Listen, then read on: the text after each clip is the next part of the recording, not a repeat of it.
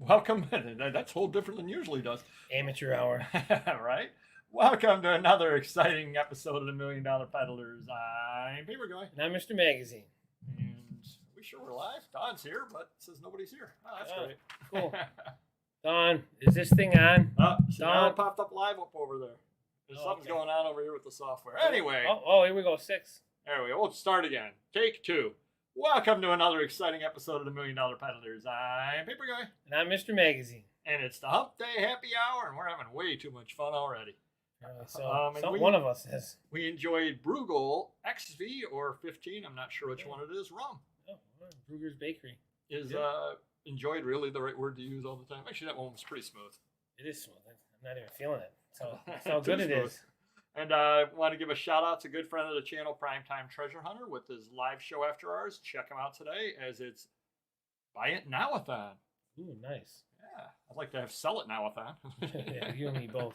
Definitely like to sell some Sell stuff. it all. Sell There it you all. go. Sorry for that little glitch up front. It said live, but Where's then RNK? he's busy. He's out with some friends today. Oh, good for him. Yeah, he's got friends, believe that or not. Yeah, it said it was live, but it didn't look like it usually did. And looks like Don's in the house. All right, how's it going tonight? Good to see you, Don. Last week's show, well, it was fun as always. Always seems to be a fun show, even with the technical difficulties. Good topic. I want to thank everyone. As you know, people contact me through Instagram, et cetera, show the various things that they've picked up, talk about their buys. So we definitely do appreciate hearing about the things that other people pick up out there. It's really, really neat. If you haven't already checked out our Instagram, definitely do so. A couple of days we shamelessly plug the channel. Other times we give out lots and lots of tips. You give out Saturday tips a lot of times, or Sunday, depending on when we're doing studio shows. So that's always fun also. And want to give our usual shameless plug for the affiliate links. You always laugh every time I get into my shameless plug voice.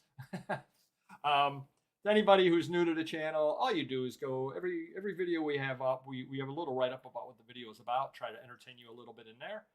Down under that, we've got the various links that we have for items that you should check out on eBay and Amazon. All you do is click on any of those links. You don't have to buy what's on the link. Anything you buy, it basically puts a cookie on your computer for that time.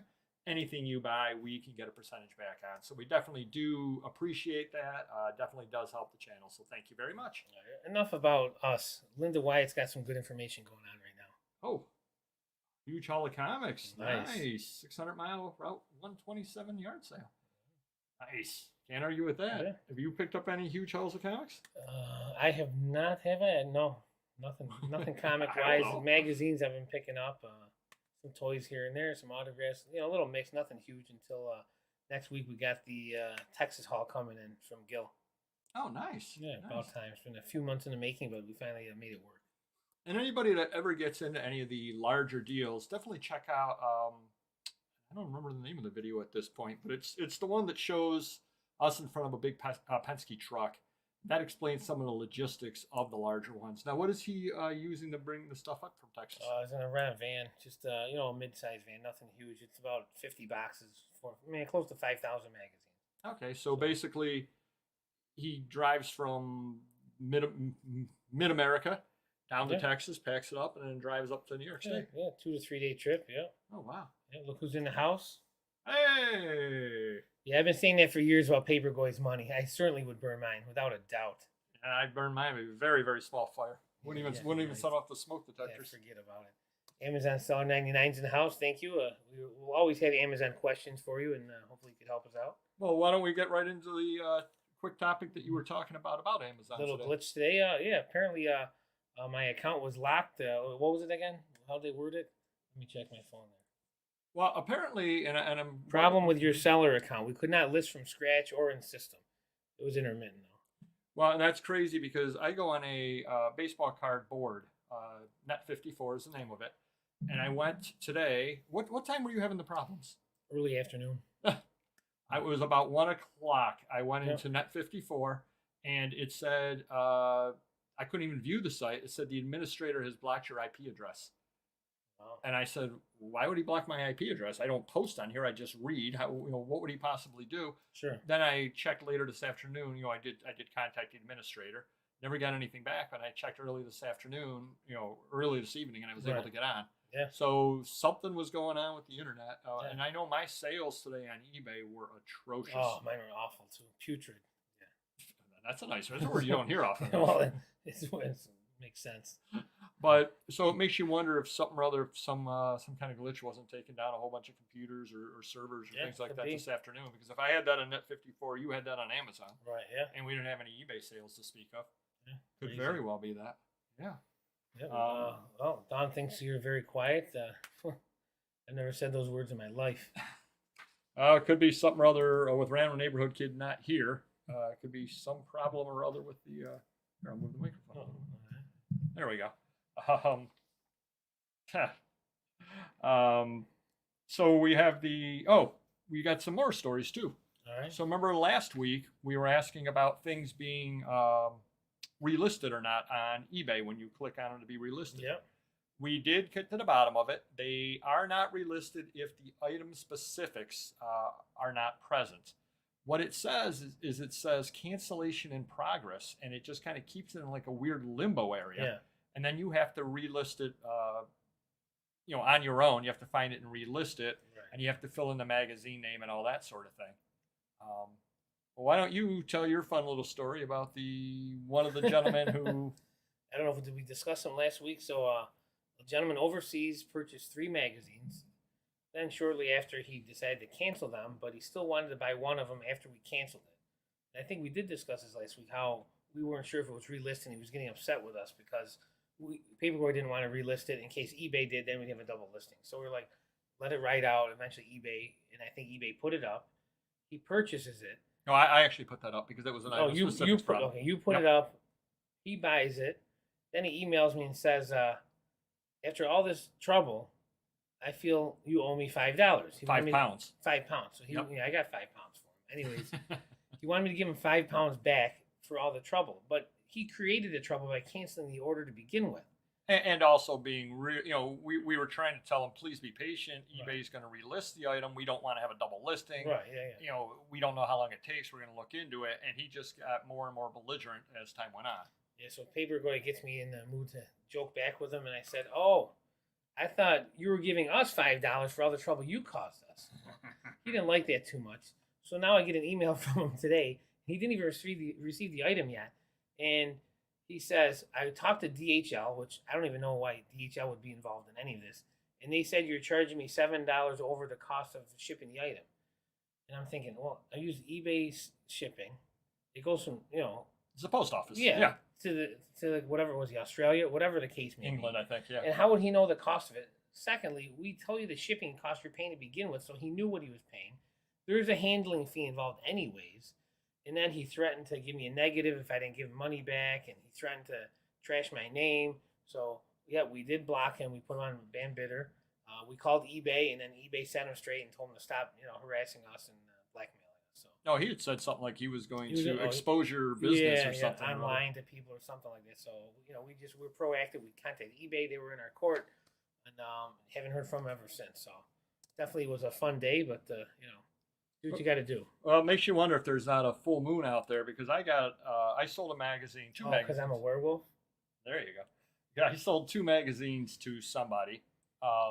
Fact magazines, which are kind of late 1960s, early 1970s muckraking kind of magazines. And they're fun reads and all that.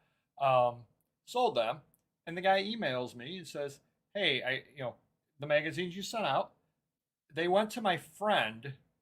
I'm wondering if I could get and I'm fine with that. Mm-hmm. I'm wondering if I could get a discount on my next order because those magazines went to my friend.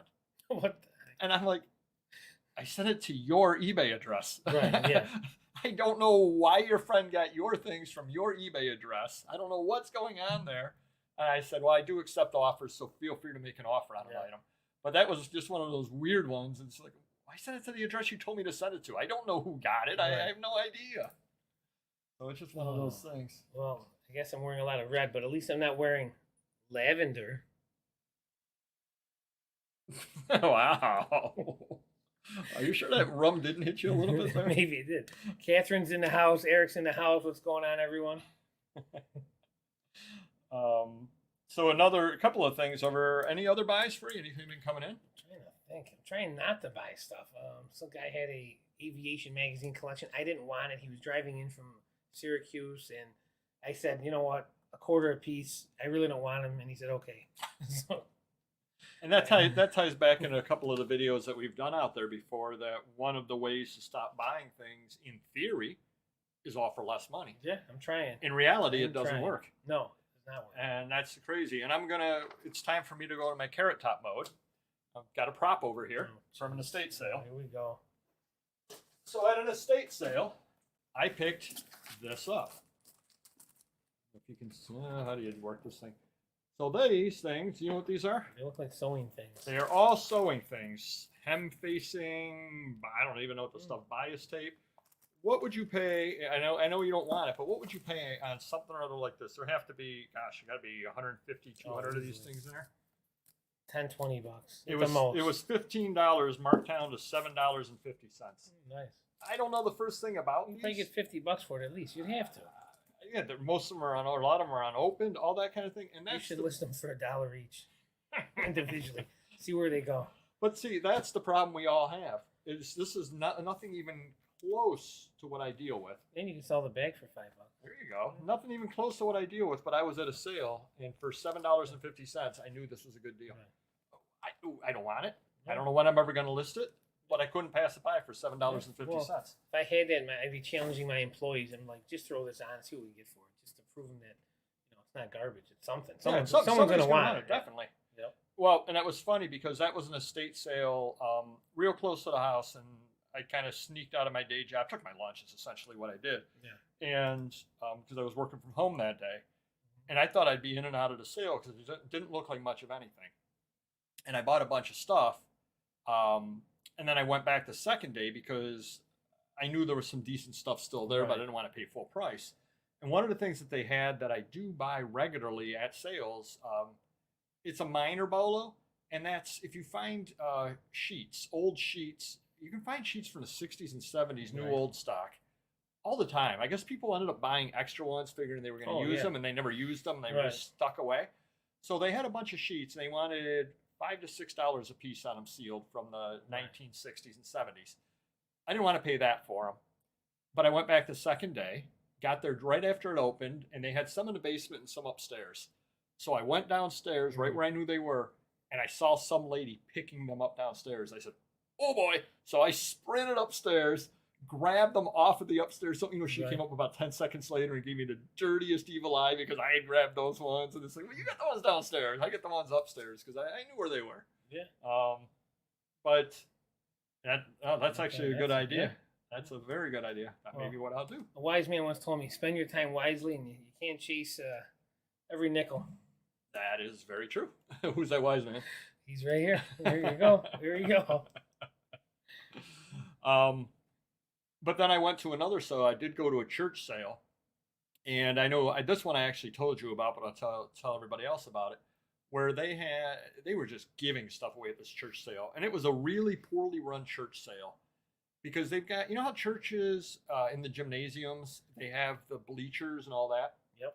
The bleachers were halfway open, but not all the way open. I guess they're kind of partially open. Yeah. But they're putting stuff up on the top thing back behind, and I'm a tall guy, and I can't see what's back there. So I don't know how anybody else could shop back there. Probably some good deals hiding out. Well, then the lady at the counter showed me, it's going on again this weekend. They'd only put about half the stuff out. Wow. They had so much stuff that was donated to them, they weren't able to put half of it out. But they had New York Yankee yearbooks from the 70s. Yeah.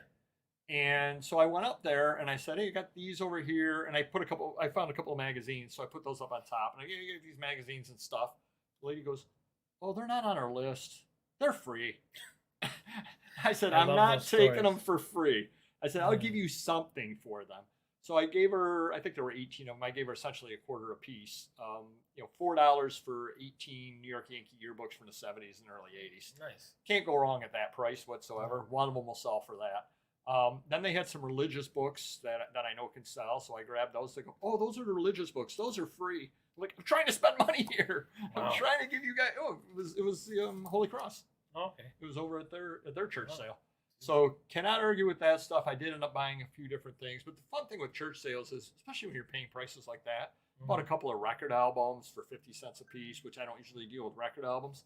But again, it's so cheap, I can deal with stuff that's outside what I normally deal with. Nice. You're gonna have to go very, very You gotta well. wake up, Mike. He's falling asleep here. He's just jealous because he didn't go to this church sale. Obviously, he's spending his time wisely. Wow. So sales have been more other than today being putrid. How about the rest? They of weren't bad. I mean, for like I'm gonna keep repeating myself because with losing all the adult sales, I can't complain too much where the numbers are. My regular magazine sales are up, which is good, but I'm hanging in there, holding my own, building up the website. So that's all you can do right now. Let me ask you another question because that sale had some stuff in it that the not the church sale, the estate sale had some stuff in it that I knew would be. Can you read your mind? Nah, we do not talk about the main topic until 45 minutes after the hour. So come back, 45 minutes after the show. So it's 15 minutes after the next hour. Yeah, put the time in. So we'll see you then. But with dental equipment, do you know what you can and can't sell? No, but now that you mention it, I'm gonna have to call next time I buy some. Because down in the basement, it was the weirdest thing that actually I went with a random neighborhood kid and he gave me this look like, what the heck was going on over here? Yeah. They had a dental chair and lots of dental equipment down in the basement of somebody's house. You remember Ann's auction? They had all the dental equipment. We wanted to buy some. We wanted for good money though. There were the sealed bags of all the tools and stuff. Yeah, these were open tools and all that. But then you run into what can you sell, and what can't you sell before it gets called medical equipment, and you can't sell it. Oh, sure. And they had a really, really nice, what do you want to, like a cabinet that they'd keep the tools in. Yeah. Would have been absolutely perfect for like photos and all that stuff. Right. And they only wanted $150. Like the metal flat drawers. Yeah. Yeah. So it would have been $75 on wheels. But how am I getting that home? Yeah. You know, I guess it's on wheels. I just get up the stairs and push it home. Oh, yeah. Yeah. But so I didn't buy any of the dental stuff because again, you run into the whole thing. If you're selling medical equipment, you can get in big trouble. Oh, absolutely. Yeah. So I just said, no, that isn't something I deal in. I know it's a heck of a deal, the prices they had on the stuff, but I didn't want to touch it just because of that. Sure. And that's where kind of scares you a little bit. And I know we've got a video we just shot talking about we basically being prisoner to the various sites and being prisoner to the rules and all that kind of thing. And God forbid I bought them, put them up, and it turns out I wasn't allowed to sell them. Yeah, you always got to ask, just like those knives and anything like that. Pistols, little guns, anything. Oh, hey, Vintage Philly, PA. How's it going? Let's see what else is going on over here. Dental equipment, church sales. Yeah. Oh, did one sale on Vivs-Views. Nice. That's your average? Yeah. Nothing on Etsy, nothing on $1 Million Peddlers. That's your average? And Random Neighborhood Kid did get his numbers reset, so he's able to list 5 items again this month. Oh, wow. So, very nice. Gonna get into doing that next week. He's been talking about wanting to call eBay though to see if they couldn't give him more items available. Why not? Yeah, maybe they'll give him 10, 15, but it'll be fun to watch him trying to deal with customer service also. True. Yeah. Be something rather good for him in the future because you definitely have to deal with customer service at some point in your life, whether you like it or not. It's not fun, especially nowadays. So anything else going on out there? Not too much. Working on the website. I got my new employee. He's pushing Amazon items over to the website. It's only do 1,000 a day, I think, on Celebrate. So it's going to take us about 125 days to do that, which is with the weekends, half a year almost. So, but at least it'll be done. Mailing out flyers. We're getting a lot of people with the flyers that want to buy and sell, which is good. So the website's building up. Nice. Yeah. Not too bad. We got the our worst feature that we've begun to have every week, and I don't mean the rambling story of the week. The tie? I don't mean the tie. Oh, nice sorry. tie. Thank you. Nice tie. My bad. Getting you all rattled. You did get me all rattled over there. Now, the glitch of the week, and it's a glitch that you've been having on eBay regularly. And did you take care of the problem this morning with the cart? No, I didn't. I did forget that. I did forget about that. So basically what happens, and there's no rhyme or reason to it, and it only happens to Mr. Magazine because he's got a credit card on file with eBay. When he goes to purchase items on eBay, and there's no rhyme or reason to when it happens. It just randomly happens, and it's happened to you. It happens to me on my home computer, et cetera, et cetera. You go to pay, and it tells you choose another payment method, and the credit card disappears. Then you go back in, and the credit card's there, but it won't let you pay with it. Yeah, I have trouble every now and then. Randomly, I can't pay for items. I gotta put a different credit card on or try and use PayPal, and so it's once or twice a month maybe. But I do remember looking today, but the cart didn't show any like one on it, like a red really? one, so I just ignored it. But now I'll check tomorrow to see if it went through.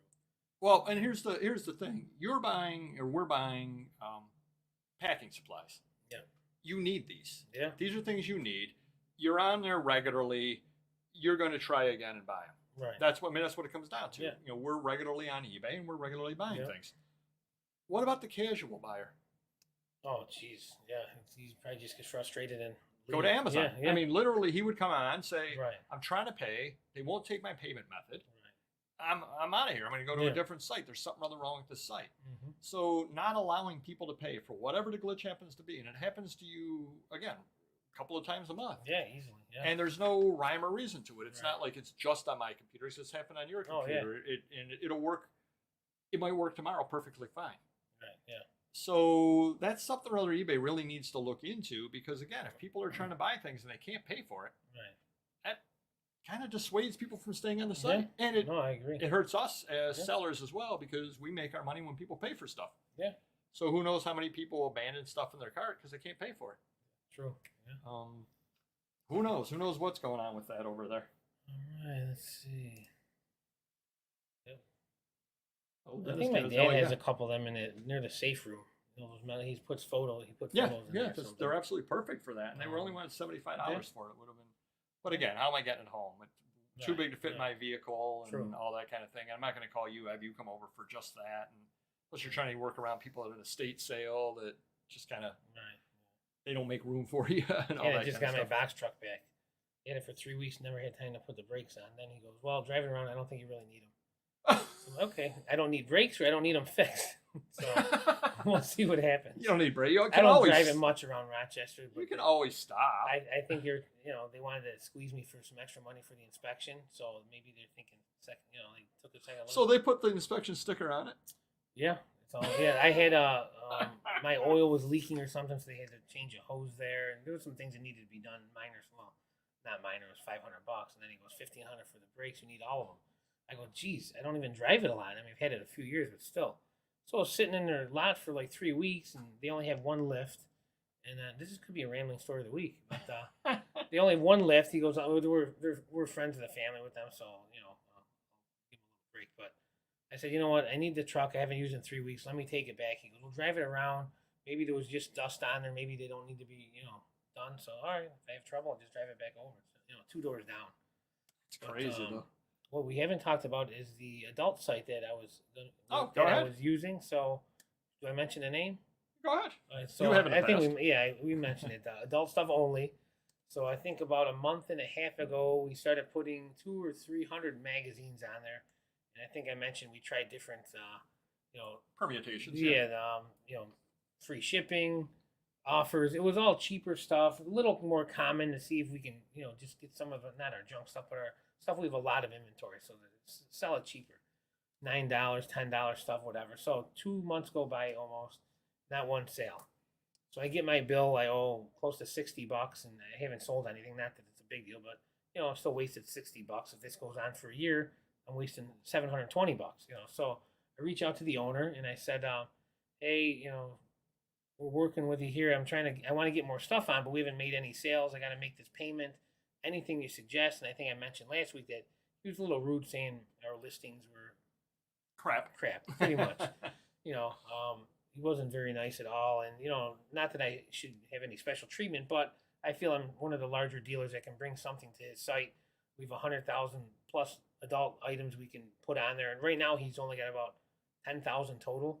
So he's got 200 sellers, 10,000 items total, and I have 100,000 on my website. So, I certainly can bring something to the table. He must not care, whatever the case may be. So then I was at my kid's game. I was busy over the weekend, and I owed my $60.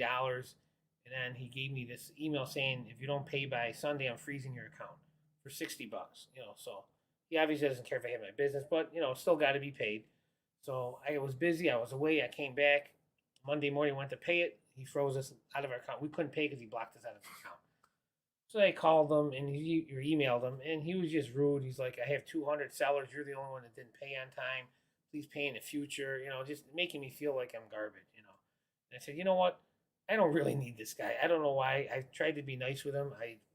Not that I want anything for free, but act like you need a customer, someone that could make you money. I feel like, if the site was better or bigger, he'd make money, I'd make money, whatever." And so then I emailed and said, "Could you just freeze my account for now? Maybe we'll be back in the future. I want to keep my name on there, my username." And he said, "Yeah, but in the future, do better listings." That's how he left it with me. But I found another gentleman that I sold to on eBay and on the adult DVD marketplace, who's a computer programmer, and I think he's got some sites up right now, but he's going to build an adult site. I don't quite have the name of it yet, but it's going to launch in a week or two. But this guy's like a genius because he's telling me he could take all my adult DVD marketplace DVDs, 30,000 of them, and all my 100,000 dirty magazine items and push them all onto the site for free, no charge. And when the items sell, it's like a quarter. I mean, you can't beat that. So, No, right. I don't care how good or bad the site is, I can't lose out. And he's going to instantly have 130,000 listings on his site. So it's win-win. But, that's a smart businessman that wants my business, makes me feel like I'm wanted. I can make him money as well. So hopefully it'll be a good business relationship down the road. Nice. And we'll announce the site like in a week or two when it launches. Yeah, very good. All right, Eric's in the house. What's going on? I will travel. I myself will travel like 20 minutes up the road. Say Pittsburgh. Yeah, I'll travel to Papergoys. No, I'm kidding. We did drive a few hours at one deal that you picked up most of the stuff. I think. Oh, yeah, right? Auburn. Yeah, Auburn. Yeah, I mean, I've driven. You've been to New York City. Yeah, New York. I've driven Ohio, Pennsylvania, Vermont up there. So I would say 12 hours probably is a man. Not that I'm willing to not go more than 12, but I mean, I'd go 12 hours or so. But generally, I got Gil to go to Texas. I got Gil to go to Utah. So it saves me because I can run my business for 2 or 3 days instead of driving for a couple of days. So it works out well for me. All right. 2 travelers in the house. I love buying and listing, but getting burned out on dealing with customer service. Yeah, I hear you. You ever heard of a seller hiring someone to handle that part of the business? I'm almost at the point because I'm spreading all my issues between Papergoy, my brother-in-law's a manager, and myself, and we're handling a lot of that stuff, and my assistant manager. So I'm really spreading it out between 4 people where I probably could have someone work part-time doing it, and even an IT guy. So if I had an IT guy that could handle all the problems and customer service, it's probably 40 hours a week, I would say, easily. Especially with Amazon knocking all my listings off. I got to keep up with that crap, so it's just frustrating. Yeah, it's tough. It's. I wake up every morning and I hate to admit this and I hate to say this, but it's absolutely true. It's dark outside. It's very. I have to wake the roosters up. But taking a look over there, and I like seeing the offers, obviously. Yeah. But then when I see people asking questions, I dread it. Yeah. I just do because I'm like, oh, I mean, the best it's going to be is somebody, which is a good thing, is the best it's going to be is somebody saying, "Hey, thanks, I got my item, I love it, I left your positive feedback," right? Which is great, love hearing that.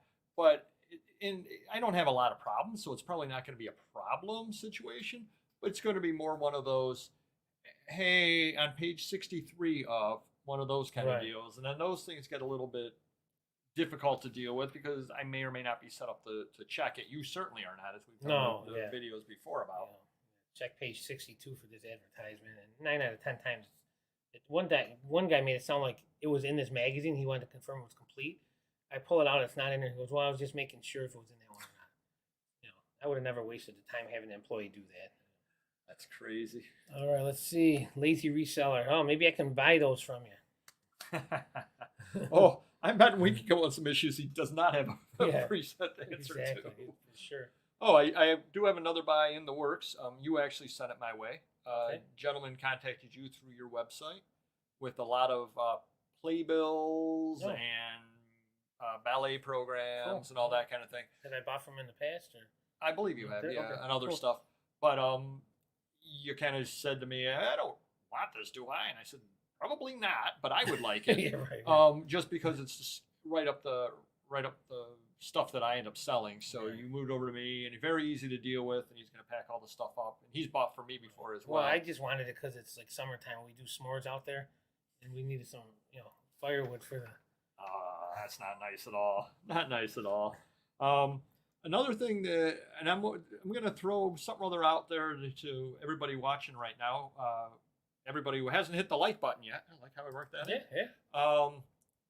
Is anybody out there use Google Voice? And I wasn't even aware it was a thing. Then I was watching a Pure Hustle podcast, and they were talking about getting a Google Voice number. So I've gotten the phone number for Google Voice, and I have to set up my voicemail and all that kind of stuff on it.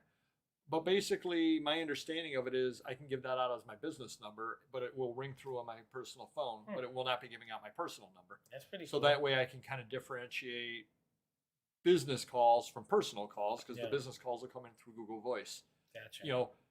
You know, not that I get a lot of personal calls, but you could get something from a doctor's office, or you could get something from something other like that. Well, now I definitely will know it's, hey, it's coming from this other call, and it's not necessarily spam, because somebody calls you from a different area code, it's probably to tell you about your auto warranty. But now at least I may be more likely to answer it because, hey, it's a business call as opposed to somebody spamming me. So just wonder if anybody out there uses Google Voice or not, and if you have any tips on that. Does anybody tell us about Google Voice right now? Not yet, but Hot Flip Heidi's in the house. Get the question sound, right? Michelle's in the house. That's all right. We'll let it slide this time. And Carl is 100% correct. Same thing happens to me every time. Low ball or they don't want it. Oh, that's the worst. And I know I did it in one of the videos we were talking about where the person asked me to verify in some really, and they were rare magazines, but they were trade magazines from, I don't know, the 1920s or 1930s. Is there an advertisement for? So I checked, all three of them had advertisement. They were all different. I said, yeah, great. They're here. They're all different. He goes, all right, well, I'll give you, and it was like $20 for the three of them, shipped media mail. I said, I can't ship media mail. You just asked me if there's an advertisement in them. Right. So I can't ship media mail. And they're large. You won't fit in a flat rate anything. So it's going to cost me $18 to ship them to you, and you offer me $20 for free shipping on it. Right. I'm not going to do that. No. And did have another situation where somebody or other bought something from me. Right. And then 30 seconds later canceled it because they bought it by mistake after they made an offer on it. And that always makes you wonder what they're doing. Or they found one cheaper. I love that one. Why would you buy something then 2 minutes later you're looking to buy it cheaper? Yeah, they said they bought it by mistake. Unless the only thing I could think of is it was up for auction and they did make me an offer. Maybe they were fishing to see what offer I would take. Yeah. And maybe they'll make me a lower offer later. But, I know their name, your username, so I won't accept the lower offer. It's like, why would you buy it and cancel 30 seconds later after you made an offer? It's not like you just accidentally hit the buy button. You went through the time to put in an offer. That's the crazy part about it. Well, Heidi's got some help for you. Okay, it's a layer of privacy. Yeah, good. And like I said, I've got to learn how to set it up. It's weird, though. It looks like you have to set up the voicemail using the computer, which is one of the few. Everything wants you to use the apps on the phone. Yeah. This actually has you use the computer. Turn it off. App sounds for eBay. I found it's very distracting. Yeah, I don't even. Here's where I'm old school. I don't even have it logged in on my app because I'm so afraid of losing my phone and then somebody having access to all my accounts. I actually require passwords on nearly everything on my phone. It's a pain in the butt, but... Yeah, I like to turn off app sounds for Papergoy. I find that's very distracting. Ow. Just having some fun. More pre-made messages is hard because we're old school. Try to be more personal. Yeah. Yep, no, I definitely do understand that. Couple of other things. And are you aware that people collect, I don't know how else to put this. People collect dances. So a gentleman out there, and he asked me on some magazine I had what the dance was that was mentioned in an article. So I said, oh, it's whatever it is. So I started talking with them. It turns out that, how like the old high school dances would have the little card that they would give out to the kids, come to the dance this night, that. He actually collects them if they've got like jitterbug and things like that, which I never in a million years would have thought to list what the dance was in a dance card. I would say who the band was, I would say what the school was, all that. But he collects the actual dances. Yeah. And it just goes to show that people out there collect pretty much anything under the sun. Definitely do. And I had no idea whatsoever. Yeah. So I'm glad I talked to him, and I told him anytime I pick up something or other like that with local school dances and all that, if I list it, I'll list the name of the dance. Yeah. Make it easy for him, make it easy for me, and maybe he'll buy a few things off me. Sure. He has some kind of a dance museum or something or other too. Pretty, so it's kind of whatever the Lindy Hop Museum or something like that. I'm like, hey, whatever. Yeah. Crazy. So my suggestion here. Okay. Hold on. I want you to read, and I hate you, Eric. Okay. Read those two lines right there. Andy Cuomo, feel bad. He's unemployed and homeless in 2 weeks. Maybe he can list for you. Wow. We got some mind readers. Well, and then Radio Parts had the same idea for your main topic. Must have been when I held this up. Somebody or other read it. I'll tell you. Well, my suggestion to Mr. Cuomo is wait till January 1st because he'll be getting $3 more an hour. That's a good point. Very good. Although maybe you could train him. That's true. Train him until then. Maybe he can bring some of his girlfriends and help list. That's crazy, Eric. You stole my thunder. That was one of my segues. Yeah, good stuff. Good stuff going on here. It's something. All right, two travelers. Post office now telling us we can't ship magazines media because there are ads in it, but we see others using these mail. So we've never done it because we've always known that's the rule, and we tell people all the time. And when I got in trouble years ago, the postmaster had a couple meetings with me, and he's on my case, and I said I can't really risk this anymore, because they're searching my stuff. I was on the radar, so we've been good for 5, 6, 7, 8 years at least now. So. But yeah, we tell people, and even it doesn't make sense, the rules. If it's old or new and there's ads in it, it's got to go first class or priority. But we still ship them that way. We tell everyone we can't do media. Sorry. But it does give us a tremendous disadvantage. Sure. Against the people, especially with things like magazines. Yeah, yep. Exactly. Anything oversized, large. Yep, sure. Definitely does. But nothing you can do about it. And my argument to the people that sit there and tell me to do it. To send it out media mail is you want me to break the rules to save you money. Yeah, right. There's no benefit to me other than I make the sale. And especially for something like me, I got free shipping. Right. So there's true. Very true. Yeah. I priced in priority shipping on it. Yeah. I just have. I have to. Right. It's absolutely what I need to do on the things. Yeah, so let's see. Asperg, what about the warehouse with no parking lot? So we got a decent sized parking lot. The problem is no, that one warehouse.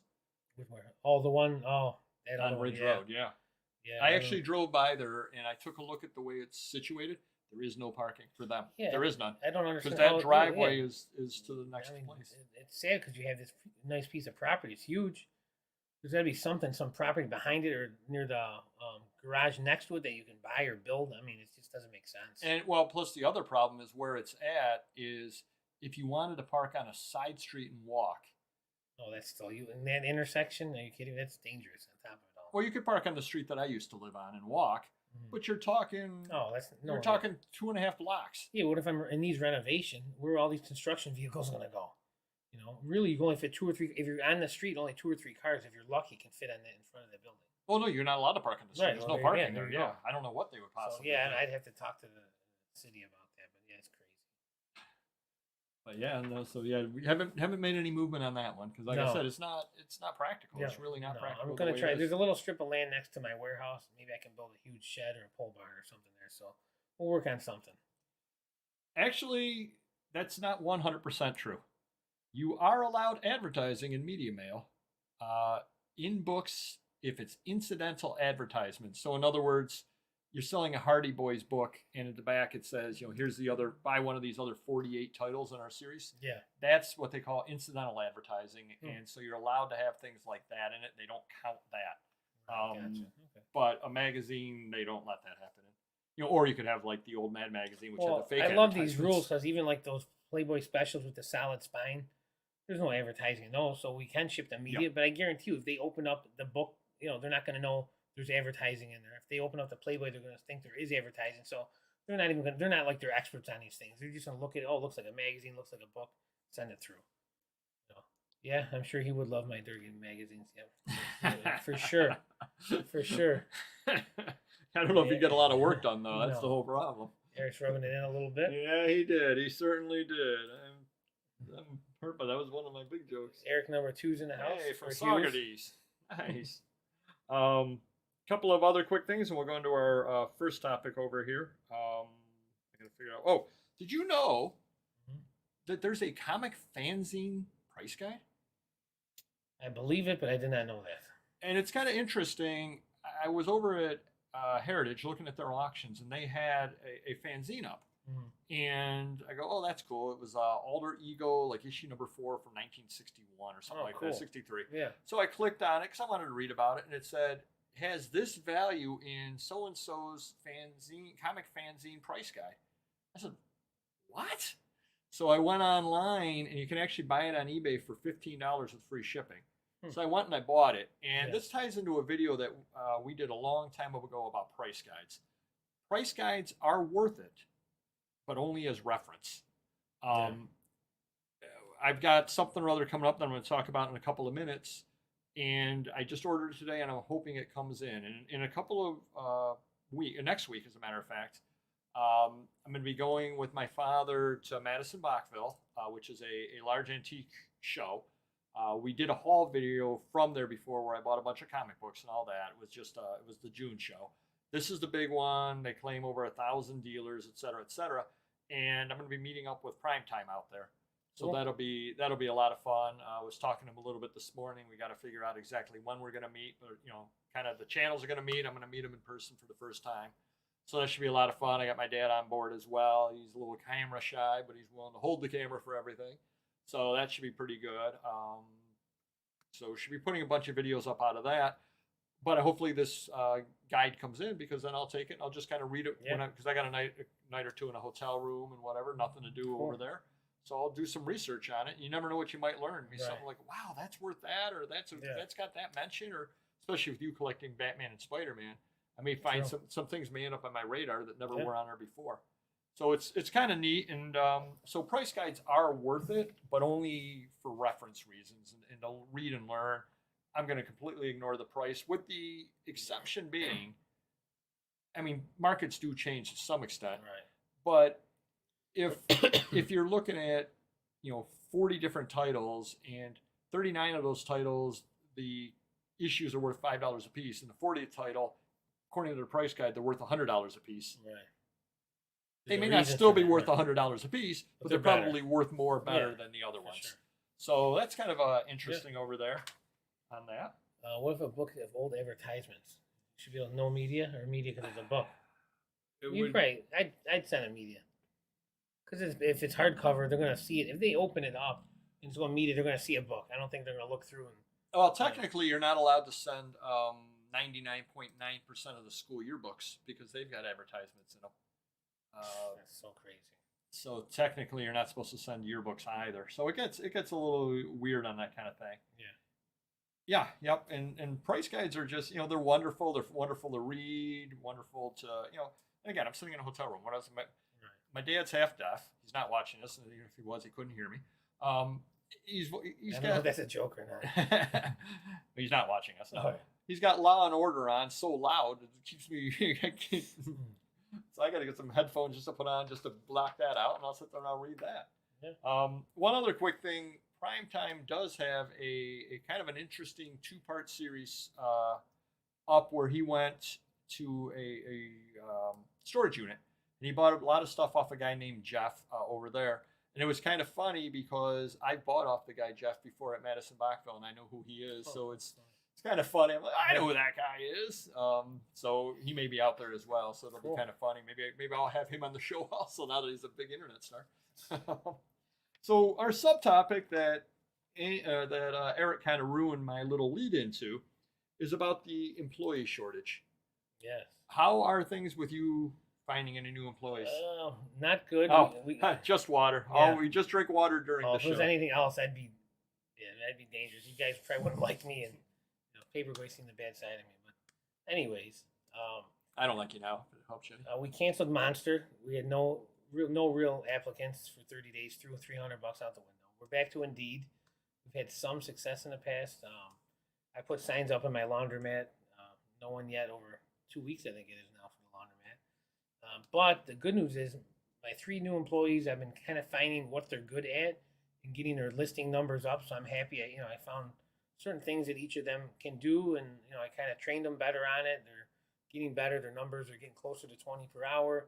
The new guy, he's some IT stuff. He's doing Amazon. I'm mixing things up. He's doing typing in the mailers. He's pushing Amazon over to Shopify. He's listing. So we're heading in the right direction. I still need to get 1 or 2 more good listers that really know eBay, because I got a lot of obscure eBay stuff that you have to have some type of background or knowledge, either in collectibles or eBay or both. I'm going to ask you a question. All right. You know what a truck stop is, right? Yep. And a lot of truck stops have restaurants. Yep. What would your expectation be in a perfect world for the hours of a restaurant at a truck stop? I would say they would long hours, especially late, I would think. So we went down to the Southern Tier on Saturday, and down in Dansville, New York, which is fascinating to everybody not from around here. Mm-hmm. There's a truck stop. And so we stopped and wanted to grab a bite to eat. And it was fine. It was open. They used to have a buffet, no longer buffet, just table seating. But right when you walk in the restaurant is a sign on the wall. Mm-hmm. We are now closing at 8 p.m. on Saturday, which has to suck for truckers. Oh, yeah. We are closing at 8 p.m. on Saturday due to inability to find employees. Oh, there's a lot of that going on. Yeah. I'm going to continue with that story in a second. I gave random neighborhood kid a challenge when we were in the truck stop. Yeah. You're a trucker. You stop. The restaurant's closed. You're hungry. Eat healthy. There must have been a mile-long thing of jerky. There must have been 500 different kinds of potato chips. Yeah. They've got the hot dogs that have been sitting there for 3 years, sitting there. Probably not. I don't want to get sued. But they've got the hot dogs that are sitting there. They've got the nachos, which I'm thinking as a trucker, what could be worse than buying a big thing of nachos and riding around with that in your belly? True. They might have had 1 yogurt and 1 pre-made salad in the entire place. It's impossible to eat healthy. Yeah. But so then on Sunday, we went to the flea market, and we actually did a haul video about it that a lot of people liked, because I discussed a lot of the stuff that I picked up there. And we went out to breakfast. Same thing, sign on the door. Please be patient with our employees. We're understaffed. Yeah, it's sad. Yeah. And it continues. I talk to people again all the time at my day job because I deal with employers. Mm-hmm. Still the same. 2/3 of people cannot hire. More than willing to hire, looking to hire. They're willing to give you a shot if you need a job. Right. And I'll tell you something that bothered me today, and then we'll talk to people in the feed and we'll get into our main story. I'll tell you what bothered me today. At the corner of Hudson Avenue, and again, fascinating to everybody else, but Hudson Avenue and 104, there's always a gentleman standing there panhandling. Yeah, a lot of areas in that neighborhood, on the exits off all those streets. So he's standing there panhandling. Literally across the street from where he's panhandling him is a big red sign saying, "Now hiring." And I so bad wanted to roll down my window and say, "Sir, you see that sign over there? You don't have to panhandle. Right. You can make a lot more money." And they spend 8 hours a day out there, so spend it inside doing some work in a restaurant. Why not? Yeah. So that's my rant of the day there. It's like, you can get a job. You don't have to stand here and panhandle. There literally is a sign. Maybe they put that sign up for him. Yeah. Who even knows?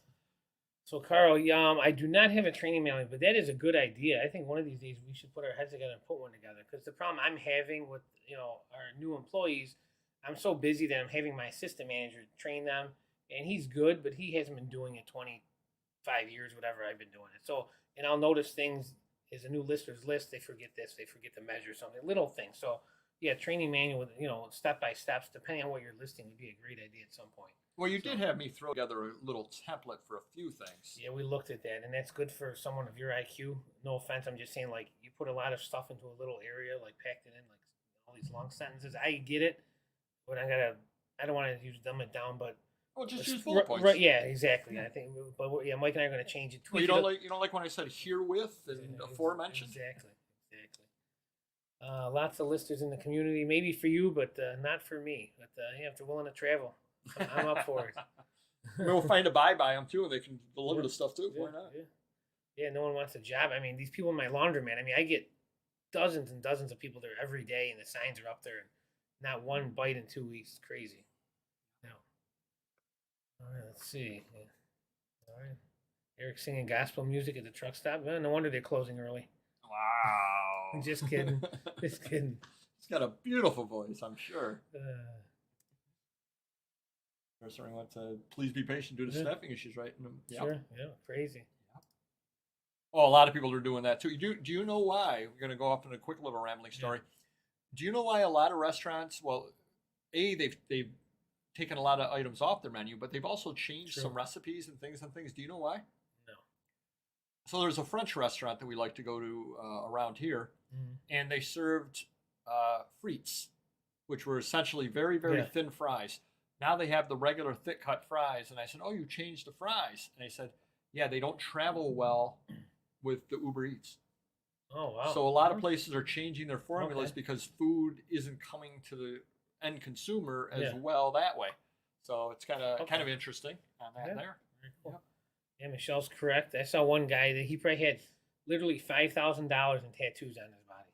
I mean, his whole body. I mean, that stuff's not cheap, you know. And maybe he had it done when he had a job. Well, I don't know. You know something? We're not. Well, maybe we'll do a regular rambling story. I got something written down, but this is turning into a rambling story. But it's kind of fun. There was one guy, and he got a lot of grief about it. It was in the New York Post. He was a panhandler. He actually downloaded, I think it was Square, so he could take credit card payments from people. So if he walked up to you and you go, "I don't have any money," well, I take credit cards. Oh my goodness gracious! Now that's customer service. Absolutely smart. Well, except I think if you were you're taking credit card, I'm not giving you any money. So not a training manual, but training menus a podcast. Okay, I'll have to take a look at that. Oh yeah, good to know. Yep. So, and we're going to get into the main topic now, which is how do you avoid burnout? And the thing that's funny about this, and this tells me that we are definitely on the right track with the topic tonight, is I subscribe to Pure Hustle Podcast, and I got this afternoon. Now, a little background on the show. I sit down on Saturdays and I begin typing this out, which is our list of notes for my list of notes for the show. I guard it like a secret. Here's mine. Well, apparently Eric gets a copy of this because he ruined the joke. I'll send you the next one, Eric. But I started on Saturday. I start filling in things on here. So I came up with the main topic Monday morning because you and I were talking, and you were just talking about how you were just getting burned. You didn't say burned out, but I could tell from. I looked at people are telling me I look tired. Every Wednesday at around 8:45 when I get home, my wife goes, "You looked exhausted on there." I go, "Well, I've been up since 3 a.m. I mean, wouldn't anyone really?" So I said that's a great topic because I'm getting burned out as well generally. Right. So I went and typed this all up Monday morning, had Random Neighborhood Kid do the thumbnail. He didn't post it until Tuesday. Right. We post the thumbnails after 9 o'clock on Tuesday because if you post it before 9 o'clock on Tuesday, it doesn't show up first on the feed. Okay. So there's a reason why we do it the way that we do it. So today I get because I've subscribed, I get the notification. Guess what Pure Hustle Podcast did it about? How to avoid reseller burnout. There you go. And I said, must be happening. It's like contagious. Yeah, I said they're doing the exact same topic we are, and obviously I didn't steal from them, and I don't believe they stole from me. I just think that they must be feeling or having the same situation that we're having. Yeah. And Mike knew you were going to say that too. That burnout. Oh yeah. Everybody seems to be having that problem over there. Yeah. So we'll run through the chat real quick, and then we'll talk about. I'll run through. Read Don's. Can I read Don's first? Jeez, it's a very important one. She said, "Don't prejudge anyone panhandle. We don't know their situation, how they got there." That's true. No, I agree. Military people and there are people with health issues or whatever. I do agree with that. However, like I said, he's literally standing across the street from a sign that says hiring. Right. So very true. I mean, he may have reasons why he doesn't want to get hired, but my employer just let me go after 30 years due to cutbacks and shutdowns. So we went from part-time to full-time sellers, and we are never looking back. Good for you. Yeah, that's awesome. Very good. Good luck to you, and do reach out to us if you have any questions. Asperg hates listing, so I don't think you want to work for me then. So I guess you are in a different boat than I am as far as burnout goes. I can avoid burnout differently than you, but we're in a little different situations. You've had some weekends away. Correct. I've not had any time away since December of 2019. Mm-hmm. So I'm going on close to 2 years without a day off. Wow. You've had time off, but mine is more by choice because I have the day job. Right. It's by choice more or less because I don't have any other options, but I don't mean that in a bad way. There's nowhere to go, is really what it comes down to. Yeah, exactly. Right, true. And I went to the dentist yesterday, and the hygienist that my wife usually has wasn't there because she went to France. Can't get out of the country right now because of flight problems. So I do enjoy traveling. I'm afraid to go anywhere on planes. Yeah. Not because of COVID, because I had COVID. I'm double vaccinated. Not because of that, but just I go to Las Vegas, let's say. Yeah.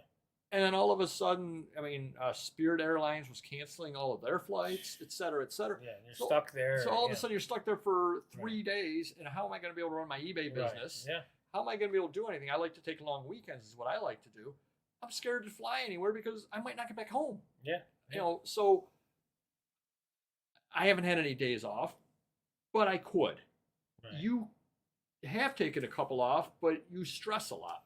Yeah, and I mean, I'm not off entirely where I'm at the beach and I don't think about my business. I talk to my managers and worried about what's going out right or wrong or problems. So there's still probably a couple, 2-3 hours I'm answering emails on my phone, offers. So, now I'm bringing a laptop because it's so there's so much work. So, but yeah, I mean, it's definitely a little bit of a break. I get to sleep in, but there's still always going to be stress. Well, how many hours a week do you work?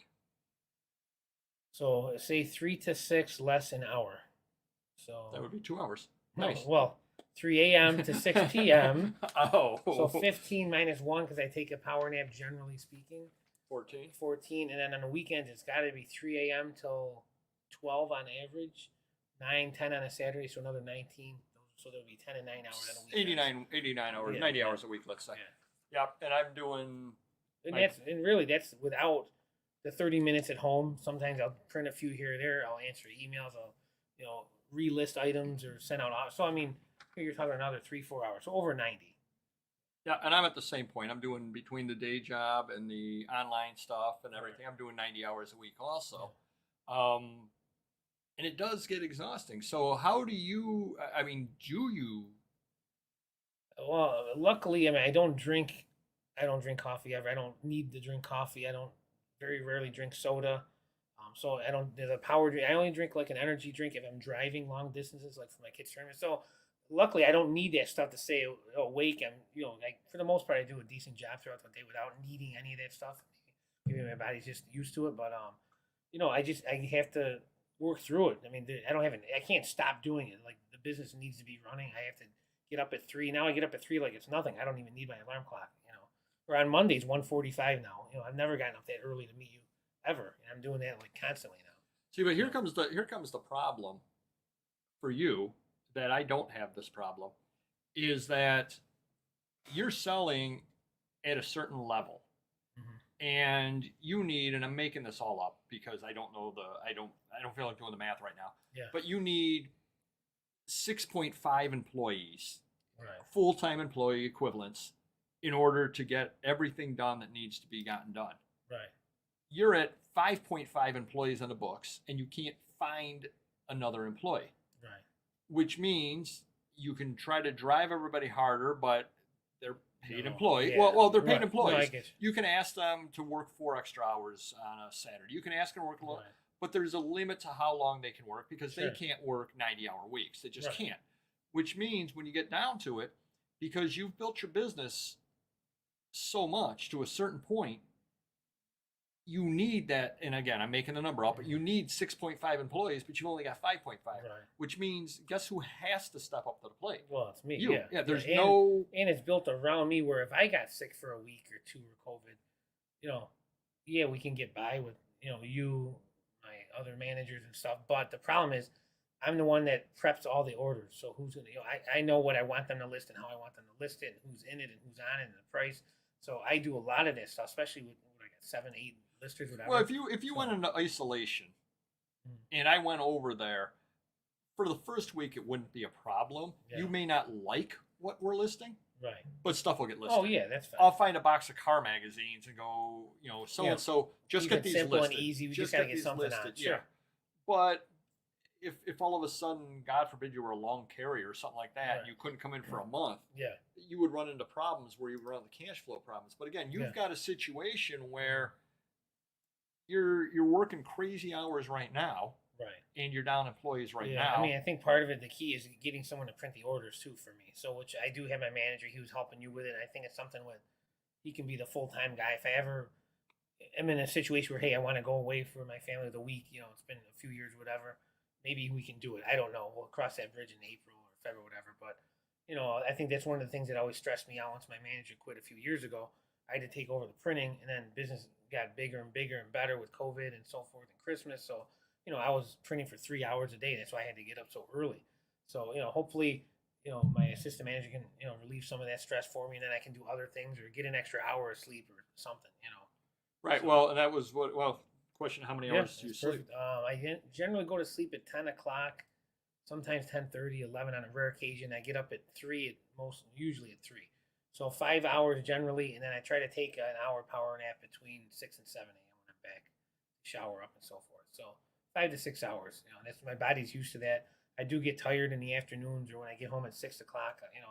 I'll doze off here and there, but that's normal. So Well, but here's the problem that I see: Christmas is coming, yes, and so that's the problem. Is how do you avoid getting burned out now so that you have energy for Christmas? I think it's one of those mind games. It's just I put it in my head. I look forward to it because I know sales are going to be better. It's more work, but I'm definitely up for the challenge. We've done it every year. We've been growing, so it's nice selling more stuff and more money coming in. So I guess that's why I look at it. And hopefully we'll get some extra, listers or workers and helpers by then. The worst case, I'll use a temp agency. That's my backup plan. If we can't find a puller, packer, warehouse guy by the end of the month, I got to go with a temp agency. At least, something's got to be done at some point because it's right around the corner. Yeah, see, and that's Carl, the lazy reseller, is talking about how basically when you're off work, you're off work. Yeah. Well, as you running your own business, me running my own business, that doesn't really happen. But again, it's tough, and I guess what you need to do is you need to carve things out. Like I said, we went for a drive on Saturday, which I don't usually do. We went down to the southern tier, went for, we actually ate at the restaurant at the truck stop. Ooh, that's living large. But, we just went down and I didn't do any business whatsoever. I didn't go down for a buy or anything like that. Just kind of, went for a drive basically. Yeah. And it was, random neighborhood kids learning how to drive. So he drove down and back, one of the longest he's ever driven. So it was about just over 3 hours he drove. Okay. Round trip. Cool. And all that. And he did very well, et cetera, et cetera. See any old friends there or anything? No, I did not. No. Okay. Checking. But, so was just down that way, and it was good. I did not check the phone the way down, did not check the phone the way back. Mm-hmm. And it was kind of a way to avoid burnout, was just kind of, I'm not going to think about the business for the next 3 hours. Right. Or, well, with time you add in the time eating, et cetera, 4 hours. So 4 hours, I didn't deal with it. I didn't look at the phone, so I wasn't stressing that, I've got 3 offers to handle, and I've got 4 things to find when I get home, and what am I going to do about this? So I think that's probably the best advice I can give is force yourself to walk away for some period of time. Turn the phone off. Right. Walk away. Well, Friday will be that day. My wife and boys are going away for camping. It's called Mom's Camping Weekend. So a bunch of moms and like 16 boys, sons, all go camping. It's a tradition. So Friday from noon, I'm closing up. I'm not closing up. I'm leaving work at noon, going home. Gonna, put some shorts on, get comfy, binge watch some movies, order some takeout, and it'll be all Chuck time. I'll probably sleep for half the day, but hey, Well, I'll tell you a quick, funny story. You can answer that one there. So my dad was always in business. He owned a bunch of laundromats and a video shop, a sports card shop when I was in high school. So I always worked for him when I was younger, and then I kind of like became partners with him, and so basically my whole life since I was a teenager, really, for the most part. Well, this is funny. So we've gone on buys before, back when, years and years ago, et cetera, and it's like, okay, we're in a strange town. We're gonna raise some hell. Yeah. And we fall asleep. Yeah. Oh yeah. Yeah, the old days, yeah. Let's go to some bars. It's like, nah, it's all right. Or we go to a bar, have like one drink, and be like, Yeah. okay, let's go back. We'll go back to the room. Yeah, And and I'm fall like, well, asleep. you got like that like a year or two before me, and I'm like, you're such, you're so boring. You know, one beer, you're dozing off, and now I'm like, I'm there. I mean, I get it now. You know, yeah, kids, family, definitely. That's what I do when I'm not working and sleeping. So I fit them in. You know, my one son, he helps me out at the warehouse a couple days a week when he's not practicing football and so forth during the summer. So yeah, I keep them involved. Definitely, you know, that's what I do it for. So that's the main reason I'm not sleeping for my family, I guess. Well, and what I try to do is, again, I'm trying to basically I want random neighborhood kid to carry the boxes, so I bring him along. Sure. No, I'm trying to teach him the business as well. My wife helps out as far as she's actually very supportive about buying things. And a lot of times I'll be at a sale and be like, what do you think? And I'll bounce it off her. And she'll be like, yeah, buy it. Just buy it. Yeah. Just buy it. Whatever. She'll go around to the sales with me, you know. And of course, I try to pick sales out. Now, obviously, if it's a good vintage sale, she's not going to find anything there she wants. Yeah. And I do that simply for the business. Right. But there have been sales before that I know they've got purses or they've got jewelry and all this kind of stuff. Right. And, you know, she finds a couple of things she wants and, you know, we just buy them, no problem whatsoever. Yeah. And it kind of gets her involved. Then we go out to a somewhere or other, some nice truck stop to eat at. Sure. I don't just eat at truck stops, by the way. But, you know, so try to go out to somewhere, try to make it almost make the, and we were doing this pre-pandemic. It definitely was every Saturday morning we went to a sale, no matter what. And if no sales jumped out at us, it'd be like, well, where do we want to eat at? What do we feel like? Oh, we want Thai food, or oh, we want this kind of food, that kind of food. Oh, there's a restaurant near this sale. We'll go to the sale, and then we'll go out to eat. And, you know, hey, we're going out to the mall. There's a sale on the way to the mall. We'll hit the sale. Yeah. Do all that. Make me happy. We go to the sale. She goes to the mall. She's happy. Right. You know, that kind of deal. Sure. And so that was what every Saturday was. You know, back before the pandemic. Yeah. So kind of try to get everybody involved, make everybody happy. They sacrifice a little bit by going to schlepping off to a sale with me. Sure. And then I, you know, spend a day with them at the mall or wherever we happen to want to go to. And it winds up being family time for everybody. So you definitely do have to build that in as well. Sure. No doubt whatsoever about it. A couple of more people. How long have we known each other? Too long. Why don't we do that story for the rambling story of the week? And I can save the one I have here for another week. I was going to use my tooth for one. I'll save that. Oh, go ahead. I'll do that one. Do that one. Because you were mentioned dentist. So this is another don't do what. Hold on. Rambling story of the week. All right, so this would be like when I burned my lip on the lean pocket. Don't do what Mr. Magazine does. So I've had a bad habit off and on my whole life, biting my fingernails and sometimes the skin around it. So it's, you know, not the best thing to be doing. But I've been stressed out lately, so I feel I've been doing it again. I didn't do it for years. Now I'm back doing it. So sadly enough, there's a sign not to bite your fingernails because I chipped the back of my bottom front tooth the other night. But I don't know how it happened, but I was biting the corner of my nails. Yeah, I don't know, but I was biting the corner, and I knew it happened. I felt it. It was a little piece. It still looks fine from the front, but it feels a little weak because the top part of it in the back is gone. So I'm gonna say, and my dentist is on vacation, so now I gotta wait till Tuesday. You know, it's not an emergency. You know, if I was looking like the tooth was missing, then I'd have to go in for an emergency. So do not bite your nails. Now I'm not. I'm not even eating anything hard at this point, or I'm chewing it on the sides of my mouth. So I'm gonna say I'm not a dentist, even though I could have bought dental. Nice tie into the thing earlier. Exactly. Could have bought some dental stuff. Yeah. I could have worked on you down in the basement of that guy's house. Oh, lovely. No, but I'm gonna say that tooth had to be weak to start with. Yeah, had to be. Maybe from biting them over the years, or just it's a smaller, thinner tooth, so maybe it was worn down. I don't know, but yeah, I agree with you. Had to be. But they must have some bond or something they put behind the strength. They gotta have something like that. So we'll see. You know what we could do? What's We that? could hit the auto parts store and buy some Bondo There you go. and Yeah. fill it in. Yeah, so save that. How long we've known each other? Yeah, I just wrote down on that There's one. been a lot of questions about offers. I feel I need the offers because I have so many listings. So if I didn't have offers, I think my sales would be Well, probably no, cut I in half. think she is mentioning when you offers to buyers. I'll go offers. Okay, because they were going back and forth here. My okay. bad. But yeah, I need the offers. Even offers to buyers, I need it all. So Well, here's a weird thing too that'll happen, and it's kind of you can see the offers that you've made to people before sometimes on an item, or you can Yeah. see what offers were out there. Right. And it'll be funny because you'll see eBay disguises, of course, who the buyer is, et cetera, but it's, Right. AB star star star star 636 or whatever Yeah. it is. And it's always the same. You always have the same ID in that situation. But you can tell by the number of positives also. Right. Like, oh, somebody with 43 positives, and I made an offer to somebody with 43. Yeah. And it's kind of interesting that, like, I'll have made an offer to them for $14.21, and it expired.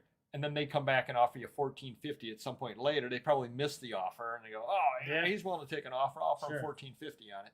Right. So, but yeah, I absolutely love the offers to buyers, and I do follow the Auction Professor's idea, friend of the channel, of making the offers regularly throughout the day. Speaking of which, you're I've been doing it now on my own because we lost the one employee that did it, and I think it's been helping. I'm more in touch with that, but also I'm spending more time changing the percentages out depending on the item. So if it's a $3,000 item, I'm not going to give 20% off, but I might get 10. Which we weren't doing that before. Anything over $200, I think we weren't even sending offers on those. So just because he didn't know what I wanted to do, and it was just time consuming to go back and forth. So, but now I'm in the trenches, and I do it 2-3 times a day, like you said now, which is good. I can't tell if I think it's working. It's helping the sales stay where average, but it's definitely a plus. Definitely worth doing. Definitely worth doing. All right. Did COVID teach you nothing about putting your hands in your know. mouth? Tell me about it. The saliva will kill with COVID. True. Yeah, so I've quit.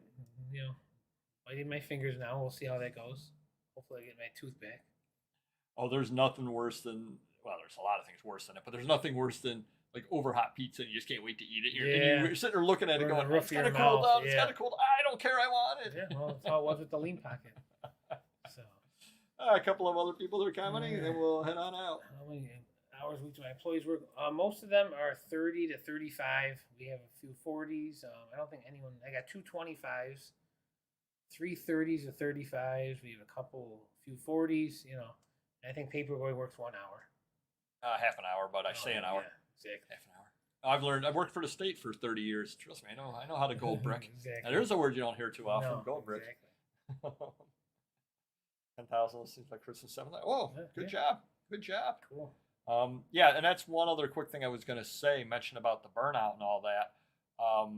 Just because I am getting exhausted and all that kind of thing. And, every day, I mean, especially during the worst part of the pandemic, it was Groundhog Day. It really was. Every day was the same. You wake up, you come downstairs, you don't go anywhere. Now, at least I'm getting out in the field for my job and everything. But today, this morning I listed, I think, one item because I had so many other things that I needed to do this morning. I'm trying to bring Shopify, Amazon items through Sellbrite over to Shopify. Right. Got to click that. I comment on the channel. I do that. I try to list the item on Etsy. I try to do this. I try to do that. So all these different tasks that I've got to do. Sure. And then by the time I get done, I start looking at the clock. I got to get up to my day job. Right. Oh, I just ran out of time, and I listed one item on Papergoy. Yeah. So I did list a few items this evening, though. So. Got 2 good questions here, Gordon and Hawk. Gordon, why do I still have adult items listed? The answer is I have no clue. I've had a bunch of people that sold adult items. They're like mad at me because I'm still listing. I go, listen, all I know is eBay said they're going to end them maybe because I had so many. It's taking them longer, but they must be auto relisting good till canceled still. They're flying under the radar. But I'm not the only one because I go on there every week. And there's just to see what the numbers are. There might be 100 photos or 100 DVDs. So there's still stuff they haven't ended for whatever reason. But every day I get the emails. They're ending stuff slowly but surely. It might take them a month or 2 to get through it, everything. But which makes, I'm not an IT person by any means whatsoever. But it seems like you could just cut off access to that because it was a whole category gone, whole area gone. The whole story was they're supposed to have one adult category after all this. They still have the same category. So can you relist a magazine? Like, can you list a magazine, a Playboy? I haven't tried it, but you might be able to. Who knows? Well, but what I'm saying is because all that stuff was hidden behind a wall. Right. Just end everything behind that wall. Just shut the whole category off and then start it from scratch with your one category. Yeah. That wall is no longer there. You can't get to it. I just, they don't like putting time into it, time and money, so it is what it is. I will once I sell them. I do have an idea for a video. I've got a couple of ideas for videos for. We have that tour of the warehouse, your warehouse, which everybody likes, and we did have the video about which. Did you watch the video with Random Neighborhood Kid? No, I have not. You gotta just send me it one day or something. I'll get it early in the morning. Just send it to me. All right. So we have the video showing the shelves and all that. I do want to do a video tour of, my facility, which is basically my house there, showing the stuff. But I wanted to do another video with various things that you absolutely need to have. Okay. Like the newspaper size, the really large size bags, and really large size backers, and all that kind of stuff. Because there are about 8 to 10 insider things that I have just discovered throughout the years that you really should have in stock for packing and for other reasons like that. So I've got to just find the time to do that video. But when I do that, I'll show you a couple of the supplies that I use. I've not sold any artwork yet, but I've sold, or paintings yet, or anything like that. But I've sold original art that's larger sized, and I found a couple of things that work wonderfully for shipping that out with no problems whatsoever. So I will get to that video at some point. Sounds good. Maybe I gotta cut down on the sleep some and do that. Yeah. All right, everybody. You look like you're dozing off over here. Almost there. Yeah, I'll make it home, and that's about it. All righty. So we will see you next video. We have a video posting tomorrow. Do check out Primetime. Probably bumping up against him right now, so that'll work out well. Next week should be a lot of fun. We'll be talking about the Madison Bachville. I'm sure I'll have talked to Primetime before then, so we'll have some good ideas about meeting up and all that. Sure. So that should be a lot of fun. Hit the like button if you haven't hit it already, and we will see you next video. Take care. Bye-bye.